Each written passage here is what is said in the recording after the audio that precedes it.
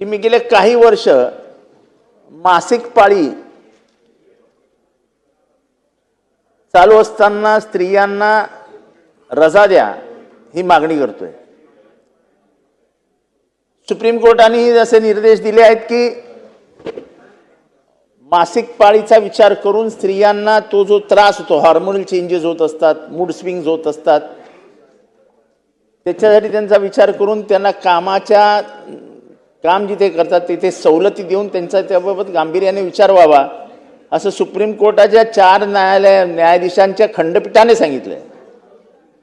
तर पुरोगामी महाराष्ट्रामध्ये आपण हे सगळे म्हणजे पहिलं महिलांचं आरक्षण आपण आणलं, स्त्रियांना राजकारणात आपण आणलं, अहिल्याबाई होळकरांचं नाव आपण घेतो, जिजामातेचं नाव आपण घेतो। आपल्याकडे जेवढा स्त्री सक्षमीकरणाचा इतिहास आहे तेवढा भारतभरात कुठे नाही।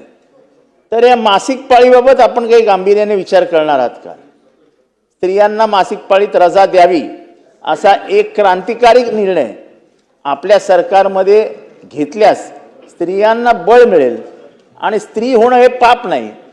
मासिक पाळी हे स्त्रियांना तर ओझं वाटायला लागले आणि त्यामुळे घरच्यांनाही असं वाटलं पाहिजे की ही म्हणजे मला एकच मुलगी आहे, मला काही दिवा नाही आहे, आपल्याकडे पणतीच आहे, पण ती पणती पूर्ण महाराष्ट्रात प्रकाश देऊ शकते यावर माझा विश्वास। आणि म्हणून हा जो दर कमी होणं आहे हा धोकादायक आहे। जगभरामध्ये याचे धोके ओळखले गेले आहेत, परिणाम ह्याचे गंभीर असतात।